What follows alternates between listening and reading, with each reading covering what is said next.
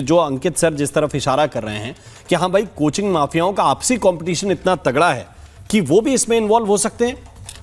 देखिए, कौन इन्वॉल्व है कौन नहीं है इसकी जांच तो हमारी एजेंसियां करेंगी। एंड मैं मानती हूँ सारी कोचिंग इसी एक ही विजन पे काम कर रहे हैं कि हम इन बच्चों को कैसे मदद कर सकते हैं, कैसे उनके एग्ज़ाम क्रैक करने में हेल्प कर सकते हैं। बट अभी मैं आप सबका अटेंशन लेकर जाना चाहूँगी उन बच्चों को पर जिनका ऑलरेडी सिलेक्शन हो रहा था इस साल। आप मानेंगे नहीं, आज ही मुझे एक बच्चे का मैसेज आया कि मैम मुझे सुसाइडल थॉट्स आ रहे हैं कि मेरे ऑलरेडी 700 नंबर बन रहे थे इस एग्ज़ाम में, मैंने अपनी पूरी सोशल लाइफ छोड़ दी, 3-3 साल इसके लिए लगाए, मैंने तो अपने पेरेंट्स के साथ सेलिब्रेट भी कर लिया, अब मैं क्या करूँ? अब कोई गारंटी नहीं है ना कि एग्ज़ाम किस टाइप का होगा, क्या उसका दोबारा सिलेक्शन हो भी पाएगा कि नहीं, क्या अगर सिलेक्शन हुआ तो क्या 700 नंबर वो फिर से सिक्योर कर पाएगी कि नहीं।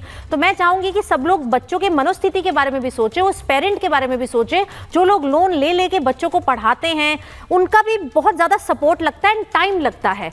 तो बस मेरी एक रिक्वेस्ट है कि अगर 2024 में एग्जाम लीक हुआ था, आपने वहां पर एंटी लीक लॉ भी बनाया था, अगर आप देखेंगे राधा कृष्णन कमेटी भी बनी थी जिसमें इतने सारे सुझाव दिए गए थे।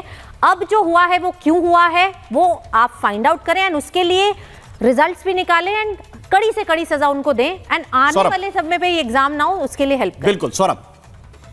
देखिए, एक बात स्पष्ट है कि जो चर्चाएं चल रही हैं, आखिर कोई तो वजह है, कोई तो कारण है। ऐसा तो नहीं है कि जहां पेपर बनता है वहां से आउट नहीं हुआ है, या जहां पर ये प्रिंटिंग प्रेस है, या जहां से लोग शामिल रहते हैं। स्पष्ट है राम मोहन शर्मा जी, बिल्कुल हम आपको बता दें कि जिस प्रकार से अभ्यर्थियों को लगातार पेपर लीक धांधली सेटिंग, मुझे लगता है कि देश की नहीं है, सिर्फ यूपीएससी को छोड़ दिया जाए तो सभी परीक्षाओं में लगभग, यूपीएससी के अलावा सभी परीक्षाओं के लगभग पेपर, बिहार की अगर बात की जाए तो बिहार में मुझे लगता है कि चाहे सिपाही की परीक्षा हो, दरोगा की परीक्षा हो, बीपीएससी शिक्षक बहाली हो, या अगर दूसरे राज्य में भी पेपर लीक होते हैं तो उसका कहीं ना कहीं तार बिहार से जरूर जुड़ा होता है। चाहे वो सॉल्वर गैंग के रूप में हो, चाहे वो कोचिंग माफिया के रूप में हो, चाहे बड़े बड़े कोचिंग संस्थान चलाने वाले लोगों के रूप में हो। तो मुझे लगता है कि कुछ न कुछ तो आखिर मेरे पास अगर है, अगर क्वेश्चन अगर हम बना रहे हैं या मेरे पास है, तो अगर हम जब तक नहीं देंगे किसी को तब तक वो आउट नहीं होगा। सवाल सीधा ये है, ये दो चार तो है, कई तरीके निकाले गए हैं और पीछे भी जब पेपर लीक हुए हैं तो एक नया मॉड्यूल काम करता हुआ नजर आया है।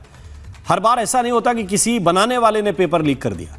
इस बार जिस तरह की थ्योरी निकलकर सामने आ रही है उसमें नई चीजें पुणे और नासिक से निकलकर सामने आ रही हैं कि वहां के सेंटर के आसपास जब पेपर के बारे में डिटेल्स पहुंची तो वहां से कोई चीजें लीक हुई हैं। लेकिन कैसे ये सब कुछ हुआ इसको सीबीआई ढूंढेगी। मुझे सिर्फ इतना लगता है कि सरकार इन चीजों का संज्ञान लेगी और भविष्य में ऐसी घटनाएं न दोहराई जाएं, इसके बारे में सख्त से सख्त कदम उठाए जाने चाहिए। बड़े लोग अगर इसमें इन्वॉल्व हैं तो उनको उल्टा लटकाना बहुत जरूरी है। बहुत बहुत शुक्रिया, बहुत बहुत धन्यवाद आप सभी मेहमानों का मेरे साथ इस चर्चा में शरीक होने के लिए।